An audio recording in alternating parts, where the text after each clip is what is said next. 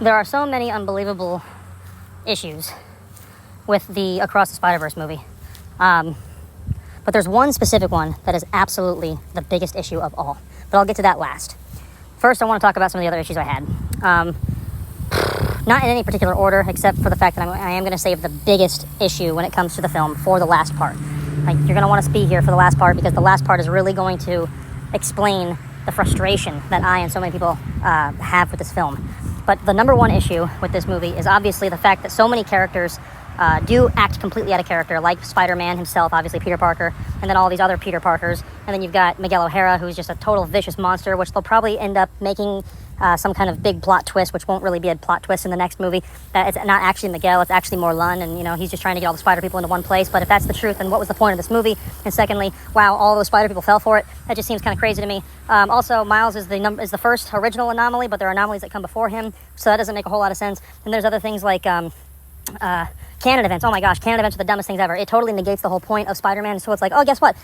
These canon events are always going to happen. They must happen, otherwise the universe will implode. Meaning Peter Parker isn't actually a good guy. Peter Parker is just doing what the universe is telling him to do. Just unconsciously doing good. He is not actually a person who learned his lesson and is trying to make up for the biggest mistake that he ever made. In fact, that biggest mistake that he ever made was going to happen either way, because it has to happen.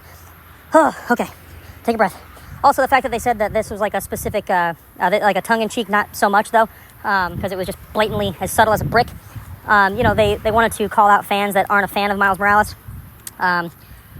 Basically saying that it's like, oh yeah, these canon events represent the fact that people care too much about continuity. They care too much about, truth.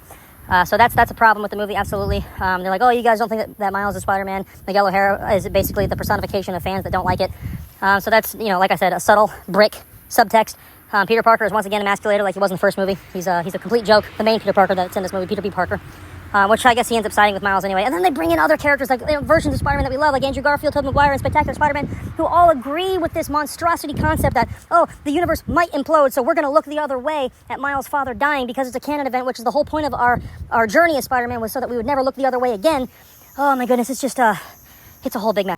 And then, of course, we have the fact that, the canon events aren't actually canon events, because anyone who's a Spider-Man fan who has seen any kind of Spider-Man media before, which apparently everything is supposed to be connected, we know that these quote-unquote canon events didn't happen in half of these things. There is no dead police commissioner in several of these characters or versions of Spider-Man, and then there are some versions of Spider-Man that don't lose Uncle Ben in the comics, and there's other versions of, it's just like that's the whole thing. It's like, oh, these things have to happen or they'll implode, but they don't implode, so what are you talking about? And then like the whole thing where it's like, oh my gosh, the Earth-42 spider bit Miles Morales, and now he's going to be Spider-Man, and that left that universe without a Spider-Man. So isn't that universe supposed to implode because there are no canon events, because there's no Spider or Spider-Man? I don't know. It just it doesn't seem to make any sense. But my biggest problem, my number one problem with this movie as a film, and I gotta say, okay, here's the big one.